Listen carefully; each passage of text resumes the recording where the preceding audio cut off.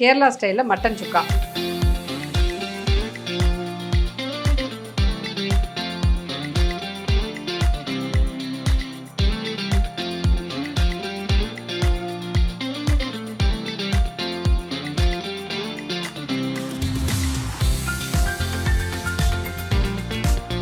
நடுவில் ரொம்ப குண்டாக இருந்தேன். கொள்ளு வந்து ஊற வச்சிடணும். அதில் ஒரு சின்ன பீஸ் குடம்புளியும் போட்டு தண்ணி ஊற்றி நல்லா வேக வைக்கணும். அந்த தண்ணியை வடிகட்டி அதை வெறும் வயிற்றுல குடித்தா நல்லா தொப்பையெல்லாம் நல்லா குறைஞ்சி நல்ல ரிசல்ட் தெரியும்.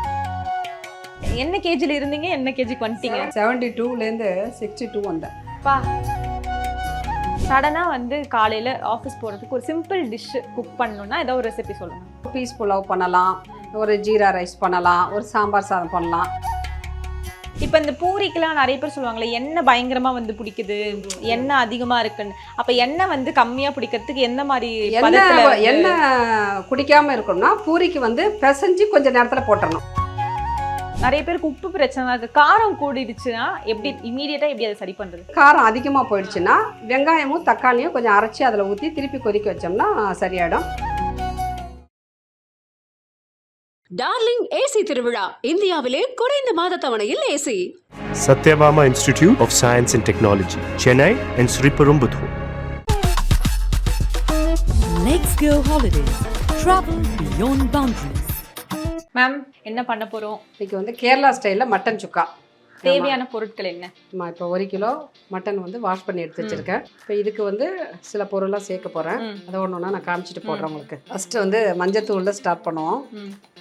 மஞ்சத்தூள் அது எவ்வளோ போடும்? ஒரு 1/2 டீஸ்பூன். ஒரு அதுக்கும் கம்மியே தான். இது வந்து காஷ்மீரி மிளகாத்தூள், இது 1 டீஸ்பூன். 1 டீஸ்பூன். நார்மல் மிளகாத்தூள் 1 டீஸ்பூன். இது தனியாத்தூள், மல்லித்தூள் 1 டீஸ்பூன். சீரகத்தூள் 1 டீஸ்பூன். ஓகே. இதுக்கு தேவையான உப்பு. ஸோ நான் 1 டீஸ்பூன் சேர்த்துக்கிறேன். நான் அப்புறம் பத்தலைன்னு போட்டுக்கலாம். இது கூட இடித்த இஞ்சி. இஞ்சி வந்து இடித்து தான் போடணும், அரைச்சி போடக்கூடாது. இது எல்லாத்தையும் மிக்ஸ் பண்ணிடலாம்.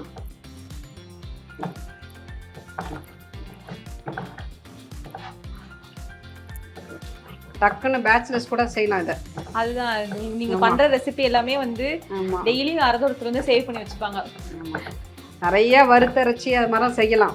பட் அது வந்து எல்லாரும் கொஞ்சம் கஷ்டப்படுவாங்க. இது வந்து டேஸ்ட்டாகவும் இருக்கும், சிம்பிளாக ஈஸியாக பண்ணிடலாம். ஆக்சுவலாக கேரளாவில் வந்து பார்த்திங்கன்னா பீஃப் வந்து இதில் பண்ணுவாங்க.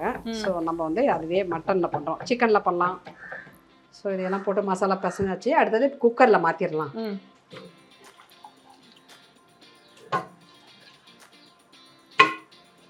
இப்போ இதை போட்டதுக்கப்புறம் தண்ணி ஊற்றிடலாம். தண்ணி வந்து ஒரு 1.5 டம்ளர் ஊற்றிடுறேன்.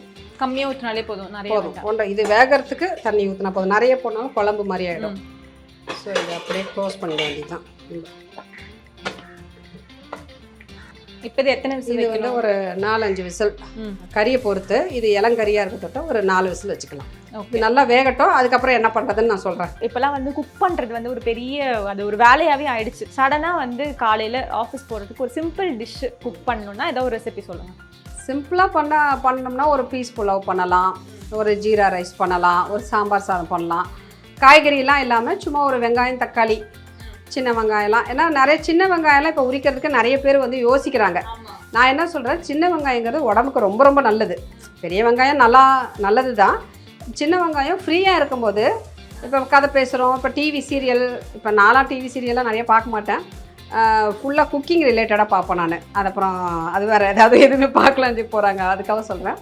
ஃப்ரீயாக இருக்கும்போது சின்ன வெங்காயம் உரிக்கிறது, இந்த பூண்டு உரித்து வைக்கிறது, இதெல்லாம் வந்து ஒரு நம்ம டப்பாவில் போட்டு ஃப்ரிட்ஜில் வச்சிட்டோம்னா இது மாதிரி டக்குன்னு ஒரு அவசரத்துக்கு காலையில் ஒரு 1 பாட் ரசம் சாதம் பண்ணலாம். 1 பாட் ரசம் சாதம் பண்ணலாம். இன்னொன்று வந்து சாம்பார் சாதம் வந்து காய்கறிலாம் வந்து கொஞ்சமாக போட்டு ஒரு பிசிபேலாபாத் மாதிரி, அந்த பிசிபேலாபாத் பொடியெல்லாம் வந்து ஃப்ரீயாக இருக்கும்போது கொஞ்சம் கொஞ்சம் நம்ம அரைச்சி வச்சுக்கிட்டோம்னா டக்குன்னு மார்னிங்கில் பார்த்திங்கன்னா இது பண்ணலாம். ஒரு சப்ஜி பண்ணிக்கலாம். உருளைக்கிழங்கு வந்து ஆக்சுவலாக நான் வந்து பூரிக்கே மசாலா வந்து பார்த்திங்கன்னா உருளைக்கிழங்கு தனியாக வேக வச்சு அப்படிலாம் பண்ண மாட்டேன். எல்லாமே 1 பாட்டு தான். அதுவுமே கடுகு உளுத்தம்பருப்பு வெங்காயம் தக்காளி பச்சை மிளகாய் இஞ்சி எல்லாம் போட்டு தாளித்து உருளைக்கிழங்கு குட்டி குட்டியாக நறுக்கி அதில் போட்டு மஞ்சத்தூள் உப்பு போட்டு ஒரே விசில் ஒரு 2 விசில் விட்டுட்டு அதை கலந்துட்டா பூரி கிழங்கு ரெடி. நல்லா இருக்கு. அந்த மாதிரி ஏதாவது எங்களுக்கு ஒரு ஆல்டர்னேட் சொல்லுங்க. இப்போ வந்து நாங்க தனித்தனியா வேக வச்சு அப்படிலாம் பண்றோம்ல. பூரி கிழங்குக்கு கிழங்கு தனியாக வேக வைப்பாங்க. ஆமா. அப்புறம் வெங்காயம் தனியாக வதக்கியதை நான் வந்து எப்படி பண்ணுவேன்னா பூரி கிழங்கு பண்ணேன்னா பட்டாணி சீசன்னா கொஞ்சம் பட்டாணி எடுத்துக்குவேன். கடுகு உங்களுக்கு கடுகு பிடிக்கும், அந்த இது பிடிக்கும், இந்த கடுகு ஸ்மெல்லு, அதாவது என்ன சொல்ல பட்டை கிராம்பு ஸ்மெல், அது மாதிரி உங்களுக்கு என்ன பிடிக்குதோ அது மாதிரி கடுகு உளுத்தம் பருப்புனா அது, இல்லைன்னா சோம்பு பட்டை கிராம்பு இஞ்சி பூண்டு கொஞ்சம் இடித்து, இல்லைன்னா நான் வந்து பொதுவாக எப்படி பண்ணுவேன்னா கடுகு உளுத்தம் பருப்பு கொஞ்சம் வேணும்னா கொஞ்சம் கடலை பருப்பு எல்லாம் போட்டு வதக்கிட்டு வெங்காயம் தக்காளி வெங்காயம் வந்து கொஞ்சம் நிறையா போட்டுக்கணும். ஒரு 4 வெங்காயம் அது மாதிரி போட்டு நல்லா குட்டி குட்டியாக நறுக்கி போட்டுக்கணும். உப்பு மஞ்சத்தூள் ஒரே ஒரு தக்காளி நிறைய போடக்கூடாது, தக்காளி ஒன்று போட்டு உருளைக்கிழங்கையும் அரிஞ்சு அதிலே போட்டுறணும். போட்டு மஞ்சத்தூள் உப்பு எல்லாம் போட்டு கலந்து தண்ணி வந்து திட்டமாக ஒரு எப்படி சொல்கிறது ஒரு 3 உருளைக்கிழங்கு அப்படின்னா ஒரு 1.5 டம்ளர் தண்ணி ஊற்றி ஒரு 3 விசில் விட்டுறணும்.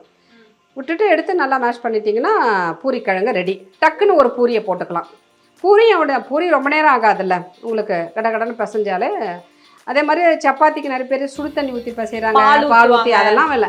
நார்மலாக ஒரு நல்ல குவாலிட்டியாக ஒரு மாவு இருந்துச்சுனால, இல்லை இப்போ நிறைய பேர் ரேஷன் வாங்குகிற மாவு கூட உப்பு போட்டு தண்ணி வெறுமனே பச்சை தண்ணி ஊற்றி நல்லா நம்ம பிசைஞ்சு வச்சுட்டாலே போதும். கொஞ்சம் சப்பாத்திக்கும் போது இந்த ரேஷன் கோதுமை அந்த மாதிரி யூஸ் பண்ணுறவங்களுக்கு கொஞ்சம் லூஸாக பிசைஞ்சிக்கணும்.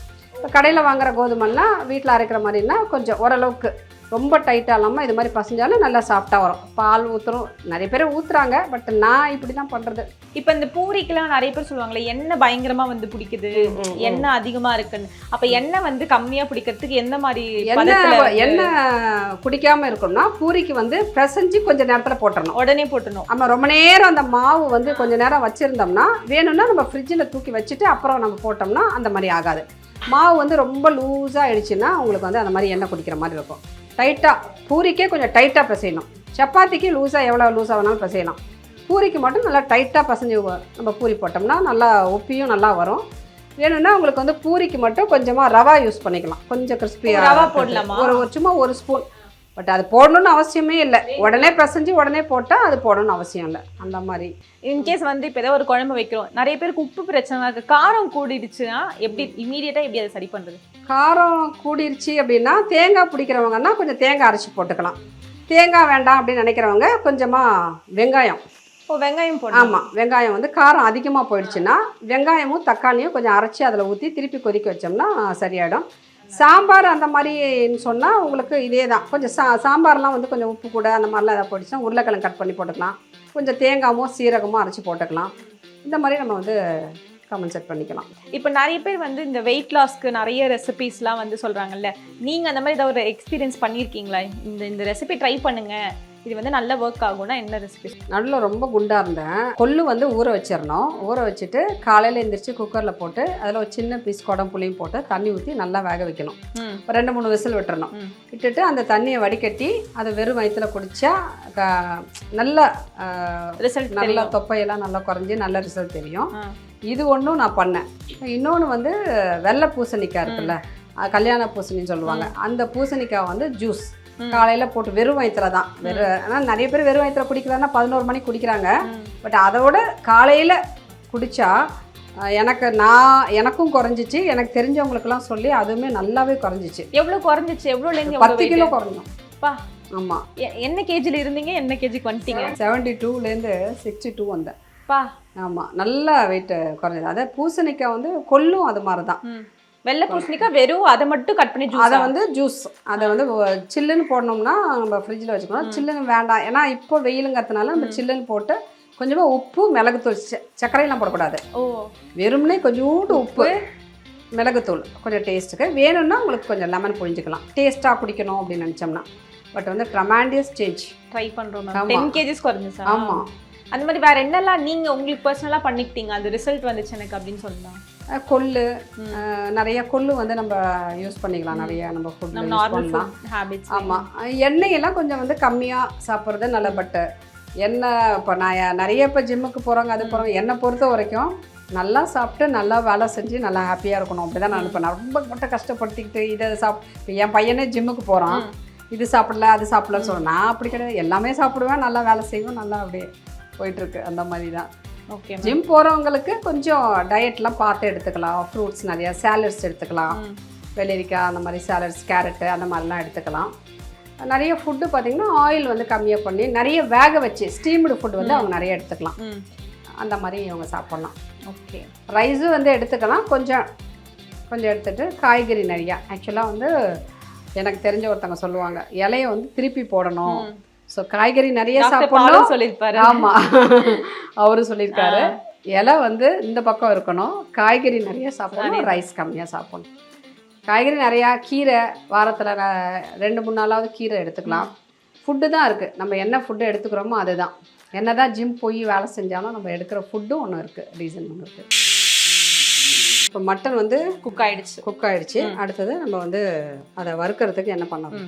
இப்போ வந்து ஒரு கடாய் வச்சுருக்கேன், இது வந்து கேஸ்டைன். ஸோ இது வந்து டீப் ஃப்ரை ஆகிறதுக்குலாம் நல்லாயிருக்கும். நான் தேங்காய் எண்ணெய் ஊற்றிக்கிறேன்.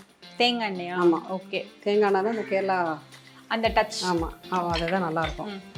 சின்ன வெங்காயம் இது வந்து ஒரு 150 கிராம் இருக்கும். இதை வந்து கட் பண்ணி வச்சுருக்கேன், இதை சேர்த்துடலாம். மெயினாக அந்த மாதிரி நான்வெஜ்ஜுக்கே சின்ன வெங்காயம் யூஸ் பண்ணால் டேஸ்ட் அதிகமாக இருக்கும். அப்படியா? சரி, கருவேப்பிலை நிறைய இந்த நீட்டு இது பெரிய வெங்காயத்தில் நீட்டாக கட் பண்ணி தானே போடுறாங்க நான்வெஜ். போடலாம், பட் சின்ன வெங்காயம் யூஸ் பண்ணாலே அந்த நான்வெஜ் வந்து இன்னும் ஸ்பெஷல் டேஸ்ட். பொன்னிறமாக வறுக்க வேண்டுமா? ஆமாம், பொன்னிறமாக. 2 பச்சை மிளகாய் போட்டுறேன். 2 பச்சை மிளகாய் கீரி போட்டிருக்கீங்க. ஆமாம், இது நல்லா செவக்கணும், அப்போதான் அந்த டேஸ்ட் வரும். ப்ரௌன் ஆகிடுச்சா? ஆமாம், இது வரும், நல்லா வரும். ப்ரௌன் ஆகிடுச்சு. இப்போ வந்து கேரளா டிஷ்னால மெயினாக வந்து தேங்காய் வந்து ஒரு சில்ல போட்டு வச்சுருக்கேன், அது போட்டுடலாம்.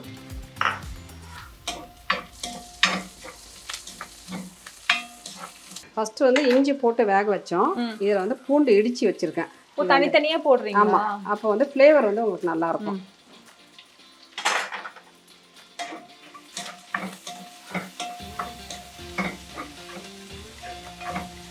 நல்லா இருக்கும், அந்த வாசனையே பயங்கரமா இருக்கு. அந்த கேரளாவோட ஒரு டச் ஒன்று இருக்கும்ல, தேங்காய் எண்ணெய் தேங்காய் போட்டு.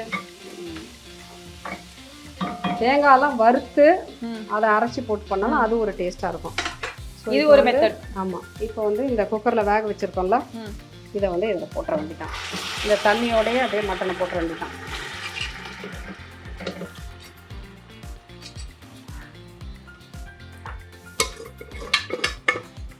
இது வந்து நல்லா ரோஸ்ட் ஆகணும். ஆல்ரெடி வெந்துருச்சு. ஆமாம், வத்தி அப்படியே வந்துடும். நம்ம மிளகாத்தூள்லாம் ஏற்கனவே போட்டுட்டோம், உப்பும் போட்டிருக்கோம். சப்போஸ் பத்தலை அப்படின்னா இந்த ஸ்டேஜில் நம்ம போட்டுறணும். இது வந்து இன்னும் கொஞ்சம் சுருளாக வந்ததுக்கப்புறம் கொஞ்சம் மிளகுத்தூள். ஸோ அவ்வளோதான், இதை மூடிடலாம். Okay ma'am. ஓகே, இதை வந்து வாசனைக்கு சோம்புத்தூள் சேர்த்துடலாம். சேர்த்துட்டு நல்லா மிக்ஸ் பண்ணிடலாம். மிக்ஸ் பண்ணி மூடிடலாம். இந்த தண்ணியெல்லாம் நல்லா வற்றணும். வற்றி அப்படியே ரோஸ்ட்டாக வரும்போது பெப்பர் போட்டு இறக்கிட வேண்டியதான். இப்போ எவ்வளோ நேரம் மேம் குக் பண்ணணும்? தண்ணி வற்றணும், அவ்வளோதான். ஒரு ஆமாம், இது ஒரு 10 நிமிஷம் ஆகும். ஆல்ரெடி மட்டன் நல்லா வெந்துருச்சு. இந்த தண்ணி வற்றதுக்கப்புறம் அந்த டேஸ்ட் நல்லாயிருக்கும். மிளகுத்தூள் மட்டும் கடைசியாக போடணும், அவ்வளோதான். அது பாட்டுக்கு அப்படியே வெந்துட்டு இருக்கட்டும்.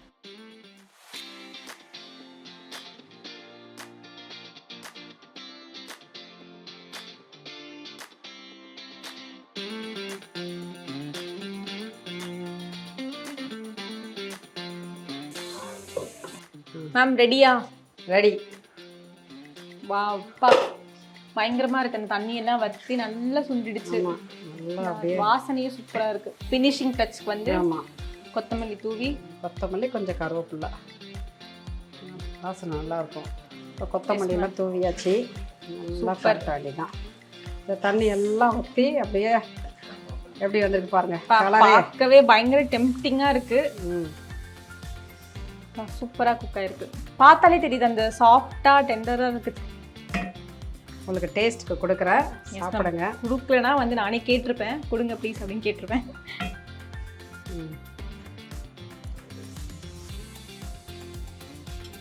டேஸ்ட் எப்படி இருக்கு? பயங்கரமா இருக்கு மேம். செம்ம சாஃப்டா இருக்கு. ஏன்னா மட்டன் வெளியே வந்து சாப்பிட்டா ஹார்டா இருக்கும்ல, செம்ம சாஃப்டா இருக்கு. நான் ஃபர்ஸ்ட் ஒரு தடவை வேக வச்சுட்டோம். திருப்பியும் ஒரு தடவை வேக வச்சுருக்கோம். அது அந்த தண்ணியிலேயே அப்படியே நல்லா அப்படியே இதுவானோன்னா அந்த டேஸ்ட் வந்து நல்லாயிருக்கும். எங்களுக்காக வந்து செஞ்சு கொடுத்ததுக்கு ரொம்ப நன்றி. இன்னும் வந்து பல மில்லியன் வந்து நீங்கள் ரீச் பண்ணணும்னு நாங்கள் ஆசைப்பட்றோம். மங்கீஸ் கிச்சன் வந்து நீங்கள் ஆசைப்பட்ட மாதிரி இன்னும் நிறைய இடங்களுக்கு போகணும், பெரிய பெரிய இடங்களுக்கு ரீச் ஆகணும். அடுத்து குக் வித் கோமாளி போகிறீங்க, அப்போ ஃபஸ்ட் இன்டர்வியூ எங்களுக்கு தான் கொடுக்குறீங்க. ஓகே, கண்டிப்பாக. உங்களுக்கும் வந்து கலாட்டா மீடியாவிலேருந்து இந்த மாதிரி ஒரு இன்டர்வியூ வந்து இதெல்லாம் வந்து நான் முன்னாடி ஒரு 3-4 வருஷத்துக்கு முன்னாடி நான் வந்து நினச்சி பார்த்துருக்கேன். பையனை கேட்பேன், இவங்கெல்லாம் வந்து எப்படா இன்டர்வியூ எடுப்பாங்கன்னு கேட்பாங்க. அந்த ட்ரீம் வந்து ஒரு நாளைக்கு இது உண்மையாயிடுச்சுங்கிற மாதிரி நீங்கள் வந்து எல்லாருக்கும் உங்களோட டீம் அத்தனை பேருக்கும் என்னோட மனமார்ந்த நன்றியை சொல்லிக்கிறேன். தேங்க்யூ. கிச்சன் ரொம்ப அழகா இருக்கு. சரி, அப்படியே வந்து உங்க கிச்சன் ஒரு டூர் மாதிரி எங்களுக்கு காமிச்சிட்டீங்கன்னா கண்டிப்பா ஷேர். டார்லிங் ஏசி திருவிழா இந்தியாவிலே குறைந்த மாத தவணையில் AC. Satyabama Institute of Science and Technology, Chennai and Sri Perumbudur. Let's go holidays. Travel beyond boundaries.